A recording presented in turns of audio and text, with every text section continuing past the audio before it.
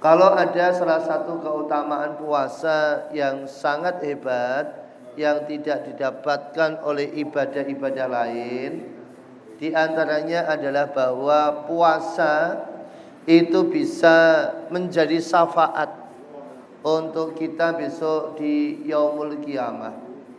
Jadi syafaat yang paling utama yang kita nantikan adalah syafaatnya Kanjeng Nabi Muhammad sallallahu alaihi wasallam. Tapi apakah semua itu dapat syafaat? Ya belum tentu. Belum tentu, tidak semuanya. Karena besok di akhirat itu Nabi disediakan oleh Allah berupa telaga, danau, yang dimana telaga danau itu hanya umatnya Kanjeng Nabi yang bisa minum di telaga tersebut. Kalau disebut umatnya Kanjeng Nabi adalah orang yang Islam, orang masuk Islam sejak zaman Nabi Muhammad diutus sampai besok orang Islam terakhir. Itulah yang disebut umatnya Kanjeng Nabi. Nah, ketika banyak umat ini berbondong-bondong, mereka datang kepada Nabi Adam. Semua pada bergelombang, pada rombongan datang ke Nabi Adam. Ya Nabi Adam, isfa' lana syafaati kami. Tolonglah kami, bantulah kami. Karena engkau adalah bapak kami, bapak manusia pertama. Tapi kata Nabi Adam, naswi, sendiri-sendiri. Kamu ngurus dirimu sendiri, aku juga ngurus diriku sendiri. Aku belum pernah melihat Allah semarah seperti hari ini. Allah berbeda sekali. Kalau bahasa kita kenapa? Nabi Adam melihat Allah marah sekali. Datang kepada Nabi Nuh juga begitu. Ya Nabi Nuh, isfa' lana, syafaatilah kami. Tapi semuanya datang kepada Nabi Ibrahim, datang kepada Nabi Musa, datang kepada Nabi Isa. Semuanya bilangnya naswi. Urusi diri masing-masing. Kamu urusi dirimu, aku juga urusi diriku sendiri. Hanya satu Nabi yang diizinkan, sekali lagi, diizinkan oleh Allah untuk memberi syafaat. Karena yang namanya syafaat itu semuanya adalah kehendaknya Allah. Man zallazi yasfa'u indahu illa biizni. Tidak ada yang bisa memberikan syafaat kecuali atas izin Allah.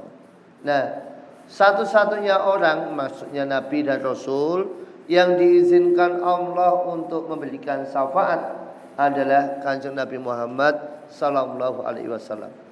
Nabi punya telaga, punya danau, semuanya umatnya dipanggil. Umatku kesini, ta'al kesini. Pada minum, Mbak. Tetapi ada umat itu diusir sama malaikat. Minggir, pergi. Kamu gak boleh minum. Maka Nabi protes sama Gusti Allah. Ya Allah, itu umatku, itu umat saya. Maka kata Allah menyampaikan, ya Muhammad, kamu tidak tahu apa yang mereka lakukan setelah kamu wafat. Mungkin waktu kamu hidup mereka iman, mereka alim, mereka soleh. Tapi banyak sekali begitu kamu wafat, yang dulunya soleh malah sudah melenceng. Jadi maksudnya adalah tidak semuanya umat Kanjeng Nabi itu dapat syafaat. Syaratnya dapat syafaat adalah tidak bisa satu harus meninggal dalam keadaan Islam, itu pasti. Kalau meninggalnya na'udzubillah kok non muslim, maka dia tidak bisa menerima syafaat. Yang kedua, Islamnya tidak cuma Islam KTP, tetapi Islamnya harus melaksanakan kewajiban Islam.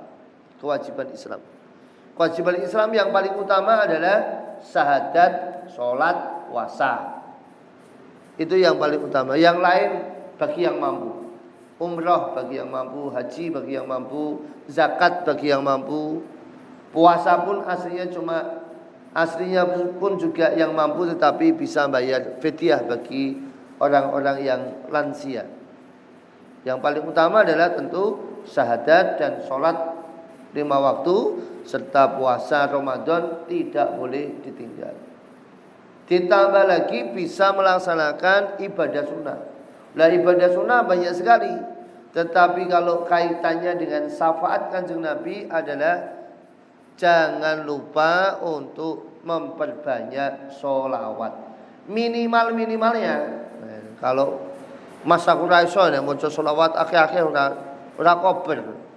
Minimalnya adalah menjawab azan dan kemudian doa setelah azan. Kalau jawabnya ora kober, minimal doa setelah azan, Pak. Minimal itu. Karena dalam doa setelah azan itu ada wasilah untuk memintakan Nabi Muhammad diberikan tempat yang tertinggi. Allahumma rabba hazihi da'wati tammah wassolatil qa'imah ati sayyidina Muhammadanil wasilata wal fadilah wa ba'ashu maqaman mahmudanil ladzi wa'addah innaka la tukhliful mi'ad.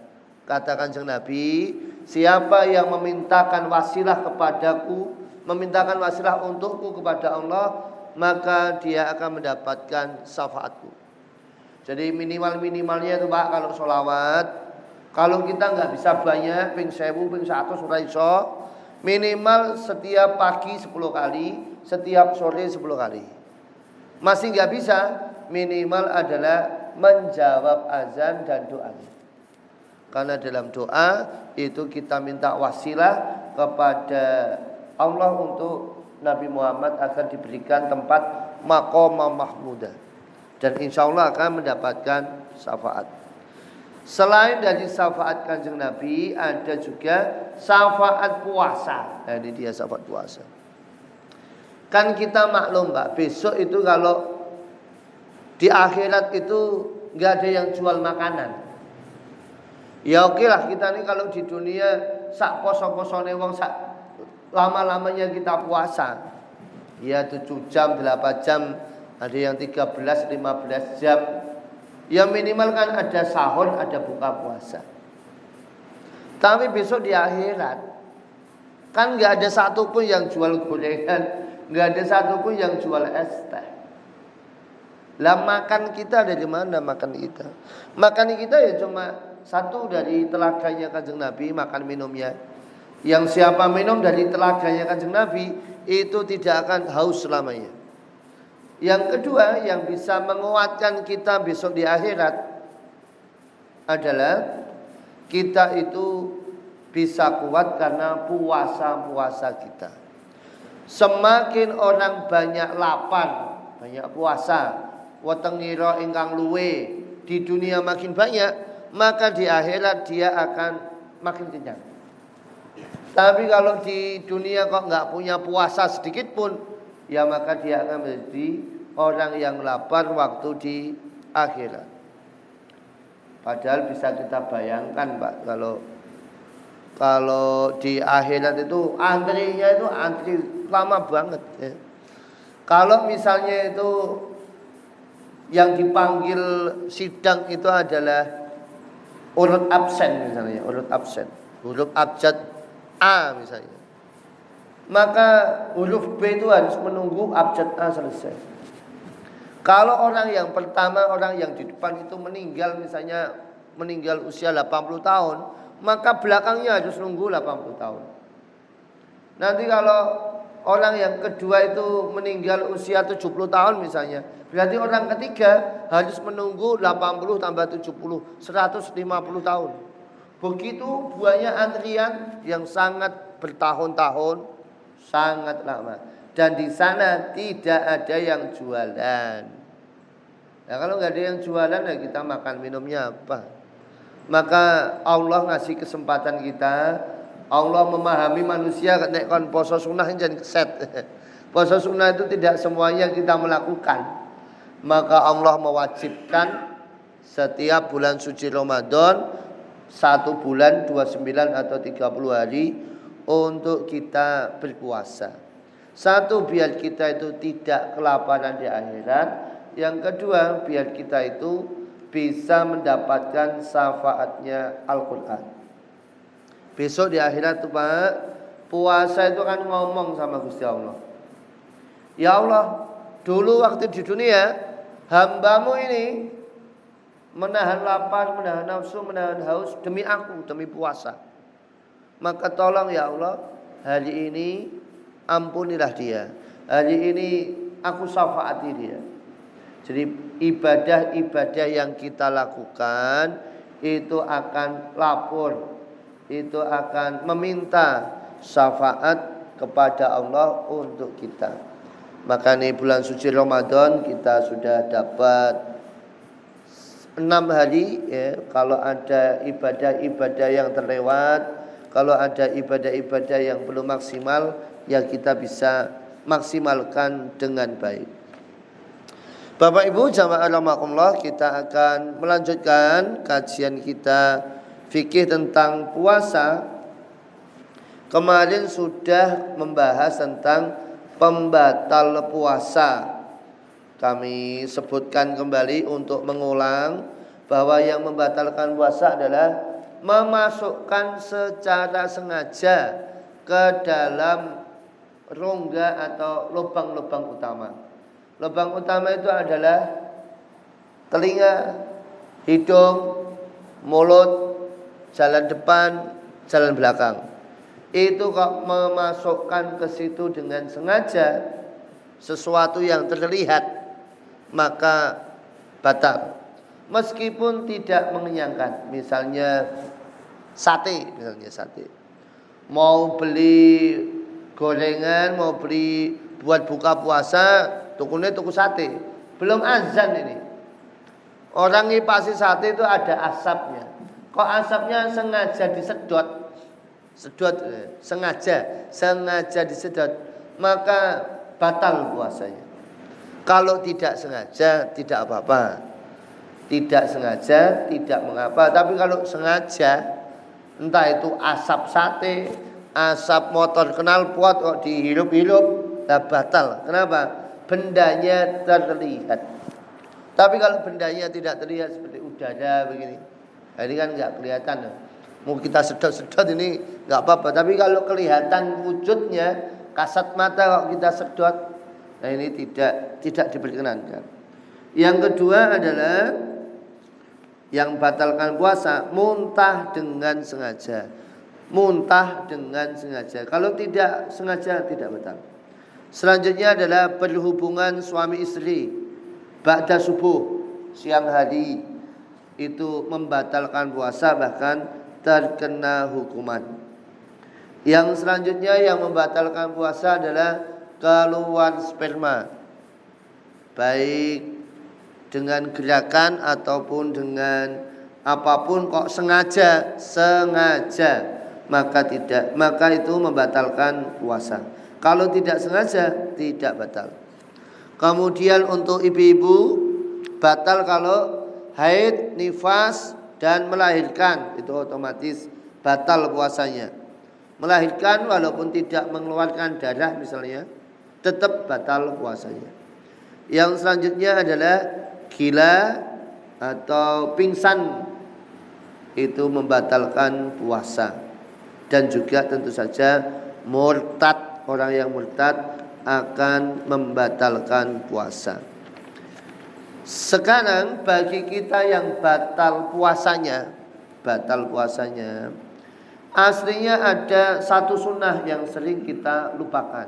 Sifatnya sunnah, yaitu apa? Kalau kita batal puasanya, maka tetap disunahkan untuk imsak. Imsak artinya menahan diri, tidak makan sampai maghrib. Jadi walaupun kita ini sudah batal, misalnya ibu-ibu karena haid atau nifas, atau karena kita salah waktu, dikira nih saya isuk padahal wis awan, kita makan membatalkan yang puasa. Kalau batal demikian, maka sunahnya adalah kita tetap tidak makan minum sampai maghrib. Untuk apa? Untuk menghormati bulan puasa. Jadi jangan kemaki mentang-mentang batal kemudian makan seakai-akai, minum es teh seakai-akai di depan temannya yang puasa di depan umum, walaupun sembunyi-sembunyi juga sama, minum yang banyak, makan yang banyak, ini menyelisihi sunnah. Tidak berdosa, ya, tidak berdosa. Cuma sunnahnya, utamanya kalau kita itu kok batal puasanya, tetap menahan diri sampai kita waktu maghrib. Tetapi ini hukumnya sunnah karena posisinya batal untuk menghormati bulan Ramadan. Bagaimana kalau punya utang puasa? Kalau punya utang puasa, tentu saja kalau puasanya puasa Ramadan, yang ditinggal puasanya untuk ibu-ibu yang haid, nifas, semuanya bapak ibu yang musafir, yang batal puasanya, maka wajib diqadha, diganti. Kapan menggantinya? Paling bagus adalah sebelum Ramadan jumpa lagi. Jadi kalau kita ini punya utang puasa nih di bulan ini misalnya, maka paling bagus adalah di sahur lebih cepat, lebih bagus. Jangan sampai udah ketemu Ramadan kok belum ke sahur utangnya. Itu tidak utama. Tetapi ewat ini. Kok sampai ketemu Ramadan utangnya belum ke sahur, maka dalam mazhab Syafi'i tidak cuma membayar utang nyaur poso, tetapi harus ditambah fidyah. Misalnya ini tahun 2025, kita punya utang puasa tahun 2024. Utang 2024 misalnya kita utang 5 hari, baru ke sahur 4 kali, satunya belum ke sahur sudah ketemu Ramadan 2025. Maka yang satu ini punya Ramadan 2024, nanti waktu nyaur, ya nyaur utang poso tambah fidyah. Kok sampai Ramadan 2026 juga belum ke sahur, artinya ketemu Ramadan 2 kali, maka fidyahnya juga 2 kali. Jadi dalam mazhab Syafi'i, ibu bapak, kalau ada orang menunda qadha puasa sampai ketemu Ramadan selanjutnya, maka fidyah selain qadha puasa, qadha ditambah fidyah.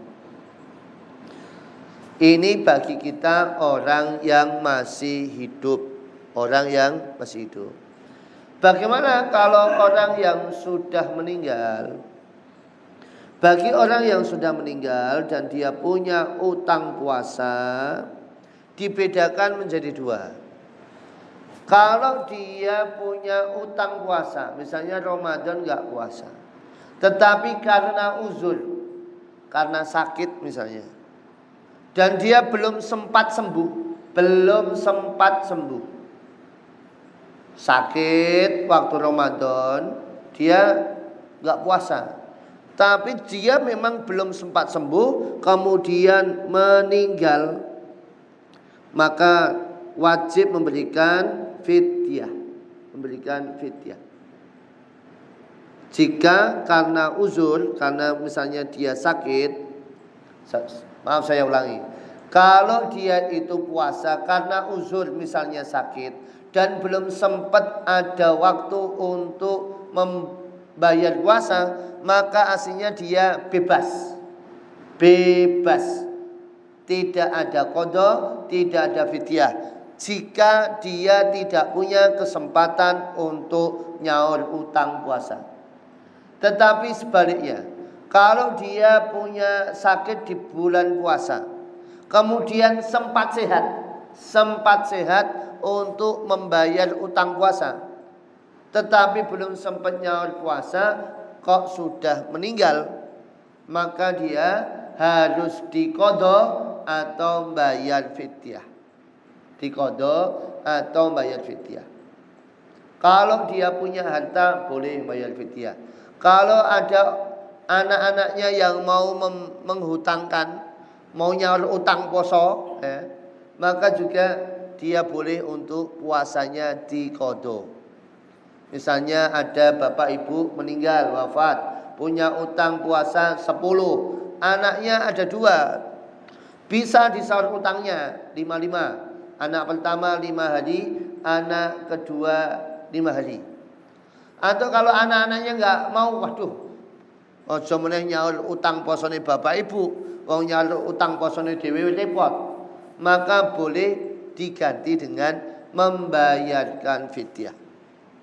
Ini untuk orang yang sudah meninggal, untuk orang yang sudah wafat. Jadi kalau ada orang wafat, dia bisa, pilihannya adalah fidyah atau membayarkan utang puasa. Tentu sesuai dengan kemampuan para ahli waris mana yang dia akan pilih. Ini adalah bagi kita yang batal puasanya, bagi kita yang punya utang puasa baik sudah hidup, baik yang masih hidup ataupun sudah meninggal. Selanjutnya Bapak Ibu, sunnah-sunnah dalam puasa ada banyak sekali, tetapi kaitannya dengan puasa langsung ada 3. Satu adalah mengakhirkan sahur. Jadi sahur yang paling bagus adalah waktunya diakhirkan. Kalau kita subuh ini kurang lebih 4:30, maka sahur itu bagusnya lebih baik jam 4 daripada 3:30. Lebih baik 3:30 daripada jam 3. Lebih baik jam 3 daripada 2:30. Lebih baik 2:30 daripada jam 2. Pokoknya makin mepet subuh, maka sahur itu berarti lebih bagus. Walaupun sahur tidak termasuk rukun puasa, maksudnya adalah kalaupun tidak sahur tidak masalah. Kalaupun tidak sahur bisa tetap puasa. Kalaupun tidak sahur maka puasanya tidak batal, tidak mengapa. Tetapi sunnah dari Kanjeng Nabi, kalau kita melaksanakan sahur maka diutamakan mepet subuh. Kenapa? Karena Nabi menyatakan dalam sahur itu ada barokah. Dalam sahur itu ada keberkahan. Nah, keberkahan inilah yang kita cari. Bukan soal berapa banyak makan, bukan soal berapa banyak minum, tetapi sahur itu motivasinya adalah mencari keberkahan. Biar hidup kita berkah, biar puasa kita berkah, biar kita itu kehidupan selama Ramadan berkah. Karena waktu yang diberkahi itu salah satunya adalah waktu subuh. Waktu-waktu mendekati subuh itu adalah waktu yang paling utama. Jadi kalau ada Pak Ustadz menyarankan perbanyaklah sedekah subuh. Karena memang subuh itu adalah waktu yang utama untuk kita melaksanakan ibadah. Minta ampunlah kamu, perbanyaklah istighfar di waktu fajar. Karena di waktu fajar itulah malaikat itu ganti shift. Malaikat itu ganti shift. Malaikat penjaga malam gantian dengan malaikat penjaga siang. Sehingga semua malaikat kumpul di situ. Malaikat yang shift malam mau ganti, ditanya sama Allah, bagaimana kamu tinggalkan hambaku? Ya Allah, aku meninggalkan hambamu, dia dalam kondisi berpuasa. Buktinya apa? Dia berniat dan makan sahur. Ya Allah, aku tinggalkan hambamu sedang dalam kondisi istighfar. Ya Allah, aku tinggalkan hambamu dalam kondisi dia bersedekah. Jadi laporan yang diterima, laporan yang disampaikan oleh malaikat tentang kita adalah laporan yang baik-baik ketika waktu subuh. Begitupun malaikat yang shift siang. Shift siang itu mulai dari subuh sampai asar. Dia akan menjumpai kita. Bagaimana kamu jumpai hambaku? Ya Allah, aku jumpai hambamu sedang puasa, sedang sedekah, sedang istighfar. Sehingga kita itu dalam waktu subuh itu adalah waktu yang utama kita mencari keberkahannya. Tapi lagi-lagi kalau sahur diingat-ingat, sahur tidak bisa mewakili niat puasa. Jadi kalau waktu berbuka kita berdoa Allahumma laka sumtu wa bika amantu dan seterusnya, maka kalau saat sahur maka doa yang paling harus dibaca adalah nawaitu soma godin an adai fadil sahri ramadana hazi sanati lillahi ta'ala. Ini niat puasa ini 2 hari malam ini bilalik walik-walik ini nanti PR ini.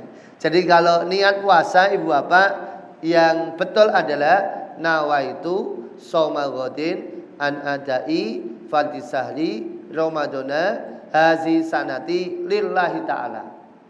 Fardolnya kemana fardol? Fardol sudah depan tadi, fardi sahri.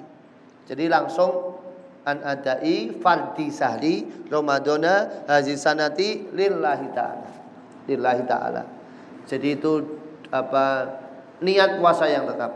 Kalau niat puasanya cuma nawaitu soma godin an adai ramadana, boleh saja, tidak mengapa. Walaupun tidak menyebut kata fardu. Untuk Ramadan tidak mengapa. Kenapa? Sudah maklum, sudah tahu bahwa Ramadan itu puasa wajib.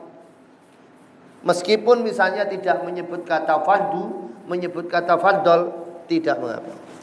Karena sudah maklum, sudah paham bahwa puasa wajib itu memang di bulan Ramadan. Jadi sahur tidak bisa menjadi pengganti niat. Jadi niat sendiri itu wajib, sahur itu hukumnya sunnah.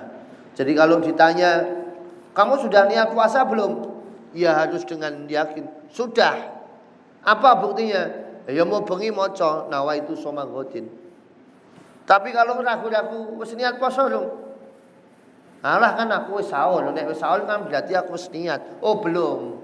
Belum. Orang yang niat itu memang harus minimal dalam hati nawaitu soma godin atau diucapkan nawaitu soma godin. Tidak bisa cuma diwakili dengan sahur, ya, tidak bisa diwakili dengan sahur. Jadi bagi kita yang melaksanakan ibadah sahur, maka lebih baik adalah di akhir waktu. Walaupun cuma 1 minum air gelas, walaupun cuma 1 butir kurma, ya enggak syarat saja. Itu untuk mencari keberkahan. Sebelum subuh, azan subuh, disunahkan ibu bapak kalau mau siram, mau mandi, lebih baik adalah sebelum subuh. Kalau mau mandi itu lebih bagus disunahkan adalah sebelum subuh. Kenapa? Untuk mengantisipasi kalau pas mandi itu suka kemasukan air. Karena kalau mandi ba'da subuh dan mandinya tidak wajib, bukan mandi janabah. Kalau dalam kitab mazhab Syafi'i disebutkan kalau mandinya itu mandi biasa, mandi ben seger, mandi ben sehat, kok kemudian kemasukan air ba'da subuh, maka dia batal puasanya. Kemasukan air maksudnya masuk ke dalam telinga sampai deng. Nah, itu kemasukan. Masuk ke situ kok mandinya karena mandi biasa, maka dia batal puasanya. Tetapi kalau dilaksanakan sebelum subuh, mau kemasukan air juga enggak apa-apa. Mau mancing misalnya kemasukan di telinga dipancing, dimasukkan lagi dikeluarkan juga tidak mengapa karena belum subuh. Tapi kalau sudah azan subuh, kalau kemasukan yang mandinya itu tidak wajib, bukan mandi janabah, maka dia batal puasanya. Ini sahur, mengakhirkan sahur. Yang kedua, sunnah puasa adalah menyegerakan berbuka. Kalau sudah azan maghrib segera berbuka. Jangan ditunda-tunda. Jangan kemaki. Lho ki ora buka. aku Syekh kuat kok. Loh jangan aku Syekh kuat ya. Walaupun jenengan kuat sampai isya, walaupun jenengan kuat sampai jam 09.00 bengi bar tarawih, ya sunahnya adalah kita membatalkan puasa kalau sudah azan maghrib. Ya tentu saja diatur porsinya kalau kita batalin puasa ya. Jangan sampai ketinggalan sholat maghrib, jangan sampai kehilangan sholat maghrib. Ya kita nih kalau buka puasa bersama di masjid insya Allah aman lah Pak. Tapi kalau wis buka puasa di kafe, waduh, wis tempatnya ombo, pengunjungnya oke, sing buka bersama banyak musolane cilik. Wah, ada yang males untuk sholat maghrib, ada yang pulang, ada yang nggak maghriban. Waduh lah ini eman-eman ya. Dia mengejar sunnah buka puasa dengan segera, tapi malah kehilangan wajibnya untuk sholat maghrib. Jadi kalau di beberapa tempat ya tidak semuanya. Di beberapa tempat itu masuk waktu maghrib itu tidak azan langsung, tetapi pakai sirine. Ya. Nging ya, kalau bahasa dulu kita. Wah, wes nging, wes sirine, wes nging berarti apa? Dia buka puasa. Baru kemudian azan. Ada juga ini yang rodok ngerepoti. Ora adan-adan, Mbak. Jebole muazin iki ya buka dhisik. Muazin delok TV. TV5 azan, dia buka dhisik, Pak. Dia tidak azan dulu sehingga jamaah warga sekitar ngenteni lho kok ora adan-adan. Adane kok telat. Oh, jebole muazine buka dhisik. Iya nek bukane cepet, nek bukane suwi kliwat 10 menit kan mesake sing ngenteni. Tapi ini kita alhamdulillah aman semuanya ya. Di Masjid Rasana ini kita azan baru bisa berbuka puasa bersama-sama, bisa seiring sejalan. Jadi kalau buka puasa diusahakan memang sunnahnya Kanjeng Nabi, sunnah dari para ulama anjurannya adalah berbuka dengan kurma, berbuka dengan kurma. Kalau kurma enggak ada, ya saonone lah gorengan ya oleh. Tapi kalau ditanya yang mana yang paling utama, paling bagus, maka disunahkan adalah dengan kurma. Ya minimalnya adalah dengan yang manis, dengan yang legi-legi. Nah, di dalam buka puasa ada 2 doa. Doanya adalah 1, Allahumma lakasumtu wa bika amantu wa ala rizkika aftartu birahmatika ya arhamar rahimin. Ini doa kalau kita memulai buka puasa dengan makan. Makan itu maksudnya makan gorengan, makan apapun, bukan minuman. Tapi kalau sudah minum, baru kemudian dahabat doma'u wa batalatil uruku wa sabatal ajalu insyaallah. Karena kalau yang zahabat doma'u itu adalah telah basah urat-urat kami. Telah basah kan berarti sudah ngunjuk, sudah minum. Nah, kalau sudah minum baru zahabat doma'u wa batalatil uruku. Ada yang bilang Mas itu hadisnya dhaif. Namanya doa bebas, Pak.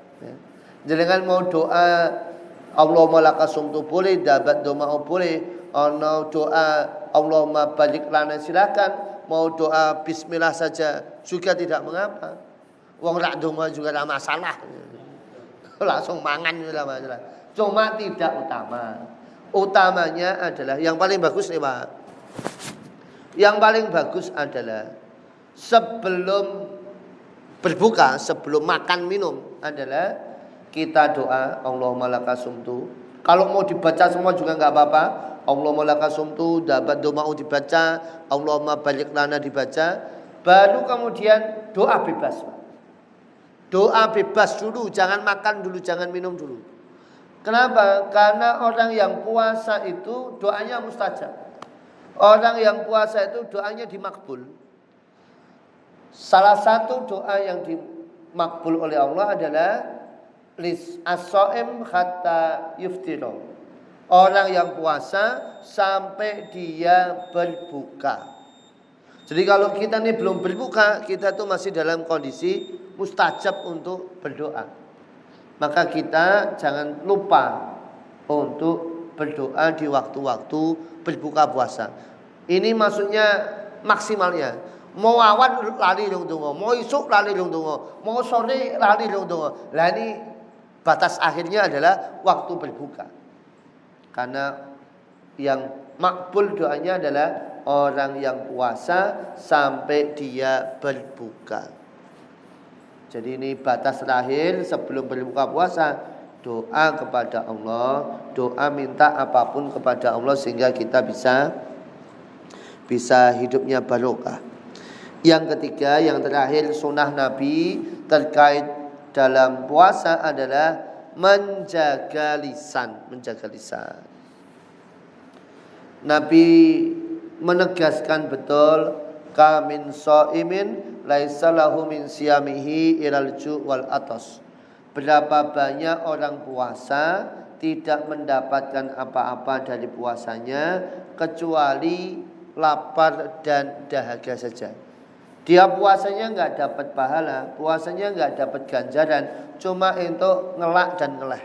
Kenapa? Karena dia tidak menjaga akhlaknya, karena dia tidak menjaga lisannya, dia nggak menjaga ucapannya. Ini yang bisa membuat pahala-pahala itu dikurangi, bahkan sampai dibatalkan sehingga orang itu cuma dapat ngelak dan ngeleh saja.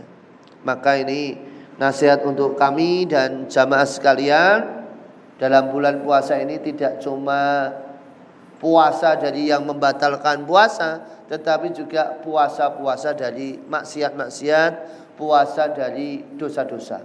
Sehingga puasa kita bisa sah dan pahalanya pun juga pahala yang utuh, tidak dikurangi, tidak dibatalkan oleh Allah.